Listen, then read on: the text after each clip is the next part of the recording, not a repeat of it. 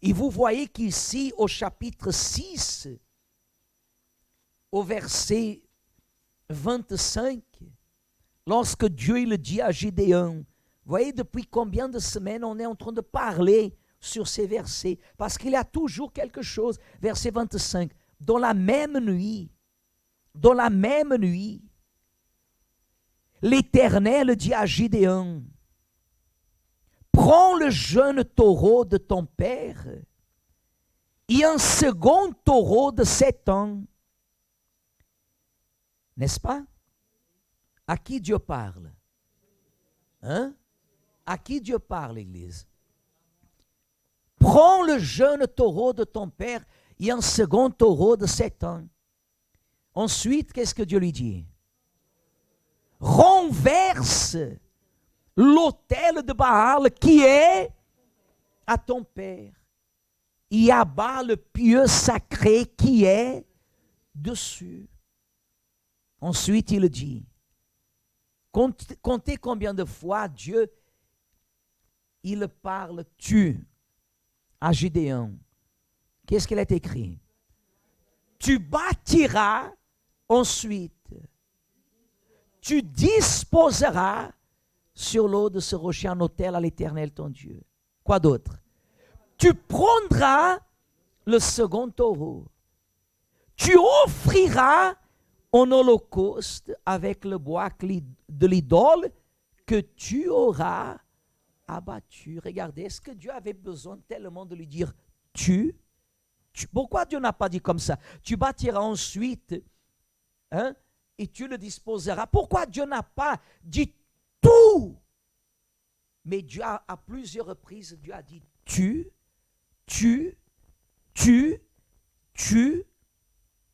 Dieu lui dit va, prends le taureau. Dieu lui parle toujours à lui. Parce que le changement de vie d'une personne, dans tous les sens et domaines, dépend uniquement, votre vie dépend de qui? De vous. Pour être guéri, vous avez besoin de vous. Pour être délivré, c'est vous. Pour être baptisé du Saint-Esprit, c'est vous. Pour abandonner le péché, c'est vous. Pour être baptisé, c'est vous. Tout dans la vie d'une personne, c'est elle. C'est elle. Et quand elle va s'appuyer sur quelqu'un, sur quelque chose, bien des fois, elle est en train de provoquer un grand problème. Un grand problème. Vous voyez qu'à l'église, souvent nous disons comme ça, mes amis, il faut aimer la famille, il faut respecter la famille, il faut rendre témoignage à la famille, mais il ne faut pas laisser la famille interférer dans votre vie. Les traditions, elles existent dans toutes les nations, dans tous les continents, il y a des traditions. Il y a des traditions. Mais il ne faut pas que vous laissiez que votre famille interfère. J'ai toujours eu, par la grâce de Dieu, un bon témoignage du côté de mes parents, dans le travail, dans le caractère, dans le niveau de vision qu'ils ont établi pour se battre. Je les respecte, mais dès le moment que j'ai quitté la maison de mes parents pour exercer ma vocation, je respecte mes parents, mais tout ce que je fais, d'abord, c'est entre moi et qui? Et Dieu. Allez demander à mes parents si je les ai déjà déçus. Déçus? Allez demander. Bien sûr, si je vivrais chez mes parents, que j'ai 15, 17, que je sois mineur ou que je sois majeur, tant que je vivrai chez mes parents, je dois me soumettre à qui? À mes parents, bien sûr. Et si je ne suis pas content, je prends mes choses et je pars. Je dois respecter mes parents, les horaires, les consignes, tout. Mais à partir du moment que je prends ma vie, je dois comprendre. Ce n'est pas que les parents. Parce qu'à l'église, des fois, la personne, elle n'est pas entourée par les parents, mais elle est entourée par des amis.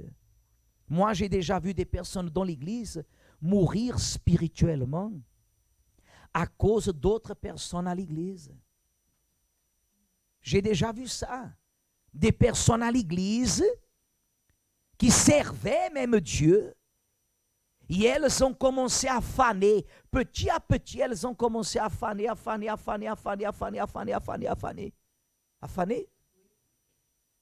Avec d'autres personnes à l'église.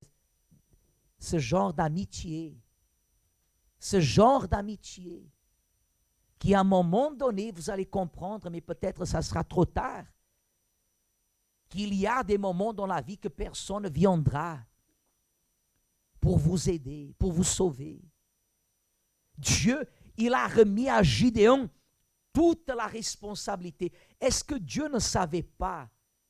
Est-ce que Dieu ne savait pas, par exemple, si le travail était lourd, est-ce que Dieu ne savait pas dire à Gideon, prends avec toi des hommes et vous allez renverser l'autel et vous allez sacrifier, mais ce n'est pas ça. Parce que Dieu sait de quoi nous sommes capables. Abraham, quand il est allé au Morija, faites attention, Église. Abraham, quand il est allé au Morija, il avait quel âge? Il avait quel âge, Église? Hein? Quand il est allé au Morija, au Moria. Quelle question. Ouvrez les yeux, ne regardez pas le masque là maintenant. Qu'il avait quel âge? Hein? Il avait, la Bible ne dit pas exactement, il devrait avoir entre 110, 115 par là. Parce qu'Isaac, il était déjà un garçon. Il a eu Isaac à quel âge? Il avait 100 ans.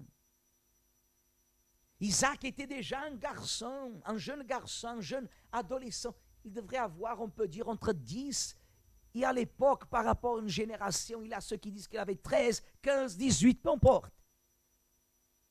Dieu dit à Abraham, va au Morija, présente-moi ton fils Isaac en holocauste. Ton fils Isaac, celui que tu aimes. Et Abraham, qu'est-ce qu'il fait? Il rentre à la maison et il parle avec Sarah. Hein? Non? Pourquoi il n'a pas parlé avec Sarah? Parce qu'il savait que même si Sarah lui donnerait la permission, il sortirait et dans sa tête, il aurait le visage de Sarah qui quoi? Qui pleurait.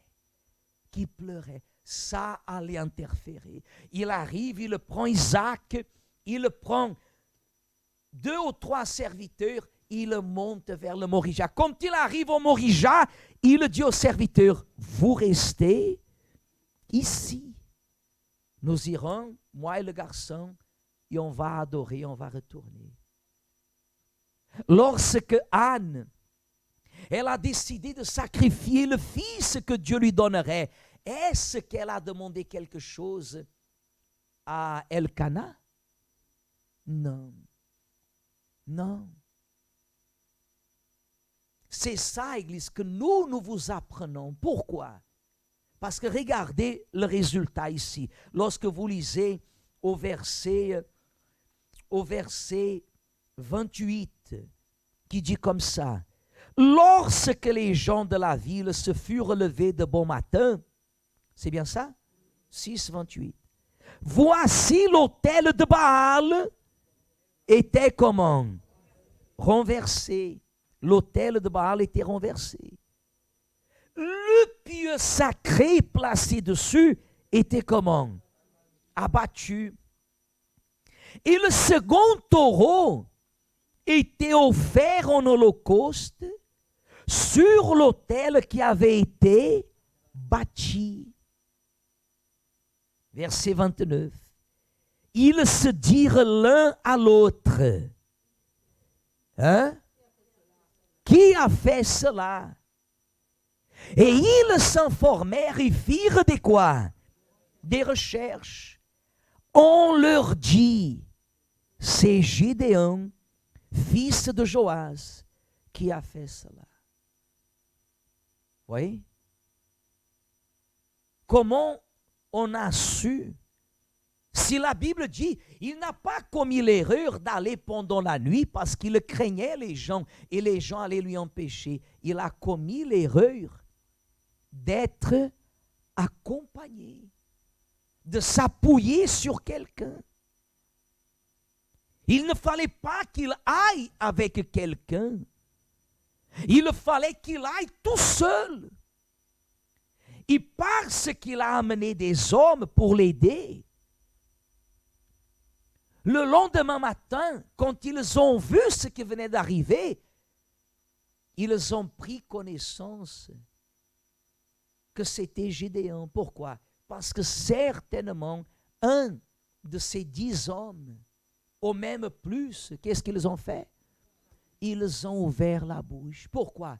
Parce que je ne sais pas si vous voyez qu'une fois qu'il a renversé l'autel, qu'il a coupé le pieu sacré, qu'il a fait le sacrifice, est-ce que quelque chose est arrivé? Non, rien n'est arrivé. Ce qui allait arriver, ce qui devrait arriver, est arrivé après. Lorsque Gédéon, il a pris les 300 hommes et il est allé contre les 135 000 hommes. Et Dieu agit, faisant l'ennemi entendre des voix, pensant qu'il y avait des armées qui viendraient contre eux. Ils ont pris la fuite et entre-temps, les ennemis se sont entretués les uns aux autres et à peine environ 15 000 hommes ont réussi à partir et Gédéon, fatigué avec les 300, sont allés encore pour les tuer. Jusqu'à qu'ils les ont tous exterminés. Mais ici, rien n'est arrivé. Et ces hommes, quand ils ont reçu la pression, qui a fait ça? Qui a fait ça? Qui a fait ça? Il y a eu un ou quelques-uns qui ont dénoncé Gédéon. On ne savait pas que c'était Gédéon, mais on a su que c'était Gédéon. Et à cause de ça, regardez ce que est arrivé au verset 30. Alors les gens de la ville dirent à Joas, fais sortir ton fils et qu'il quoi? Et qu'il quoi, Église? Hein? Et qu'il meure. Voyez que ces hommes-là, la Bible dit comme ça, et qu'il meure, car il a renversé l'autel de Baal et a abattu le pieu sacré qui était dessus. Joas répondit à tous ceux qui se présentèrent à lui. Est-ce à vous de prendre parti pour Baal? Est-ce à vous de venir à son secours? Quiconque prendra parti pour Baal mourra avant que le matin vienne. Si Baal est un Dieu, qu'il plaide de lui-même sa cause, puisqu'on a renversé. Et en ce jour, l'on donna à Gédéon le nom de Jérubaal, en disant que Baal plaide contre lui, puisqu'il a renversé son autel. Regardez verset 33. Tout Madian, Amalek, et le fils de l'Orient se rassemblèrent. Ils passèrent le Jourdain et campèrent dans la ville, dans la vallée de Jizréel. Et Gédéon fut revêtu de l'Esprit de l'Éternel. Il sonna de la trompette et Abiézer fut convoqué pour marcher à sa suite. Alors à partir de ce moment-là, tous les ennemis qui venaient ravager Israël, ils se sont focalisés sur qui? Leur objectif, c'était de tuer Gédéon. Ce qui a sauvé Gédéon, c'est que l'Esprit de Dieu est venu quoi? Le revêtir. Mais ici, il était déjà seul. La Bible ne dit pas que l'Esprit de Dieu l'a revêtu Gédéon et ses serviteurs. Parce que quand la personne, elle est appuyée sur quelqu'un, elle dépend de quelqu'un, Dieu ne peut pas interférer. mais quand la personne reste dans la totale dépendance. C'est pour cela que nous disons que pendant la campagne d'Israël, la personne, elle a l'opportunité de se retrouver sur l'autel, d'avoir cette communion envers Dieu, de développer son alliance, parce que la campagne d'Israël, elle nous oblige, dans le bon sens, au moment que nous obéissons à Dieu, elle nous oblige à être dans la totale dépendance de qui? De Dieu. À dépendre de Dieu. À ne dépendre de personne. À confier en Dieu. La campagne d'Israël, elle transforme une personne de l'intérieur vers l'extérieur. C'est pour cela que vous voyez qu'il y a des témoignages des personnes que vous constatez, cette personne, elle a changé. Pourquoi elle a changé? Parce qu'elle a une belle voiture. Parce qu'elle a une belle maison.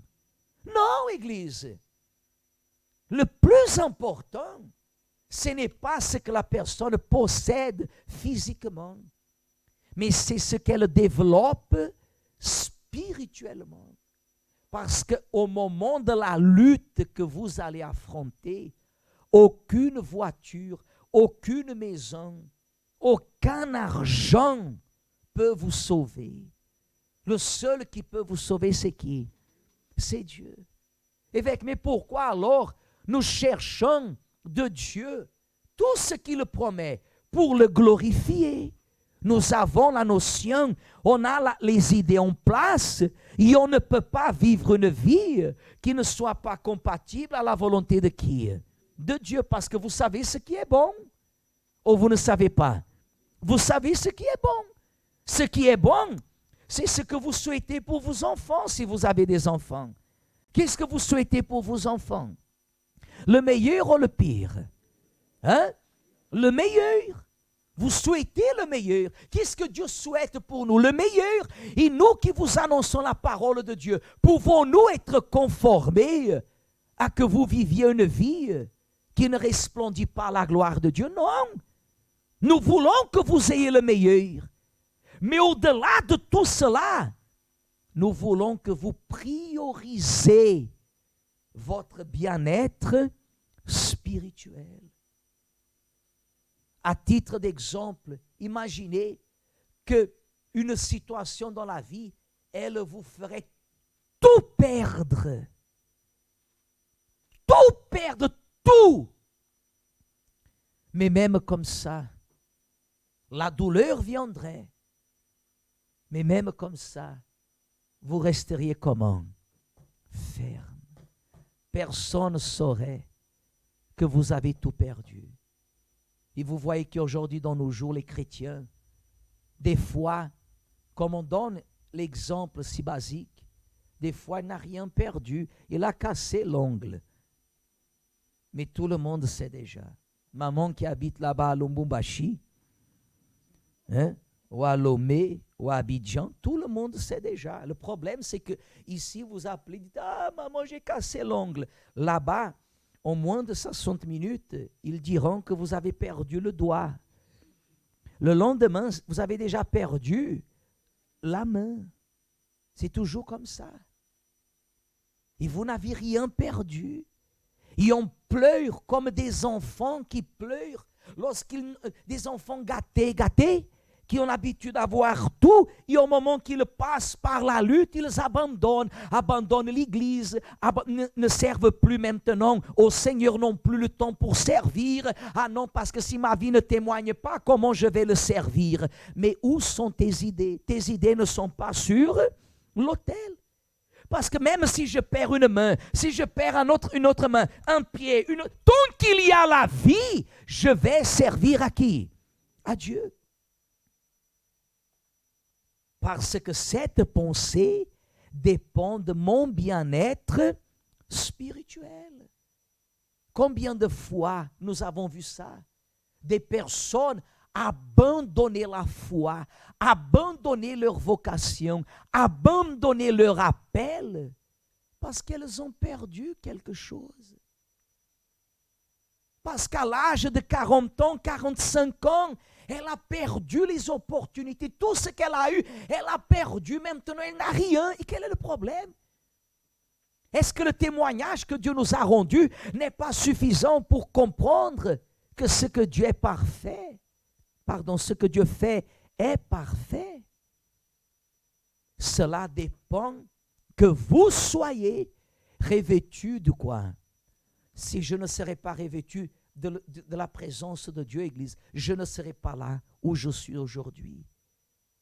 Je ne serai pas là. Où je suis quand je dis je ne serai pas là en train de donner ma vie sur l'autel. Ce qui nous permet de suivre le parcours, c'est que nous renouvelons chaque jour notre vie sur quoi? Sur l'autel. Et rien, parce que nous sommes ici pour servir à Dieu. Amen. Vous comprenez? Et c'est ce que nous avons besoin, d'être revêtus de quoi? Du Saint-Esprit.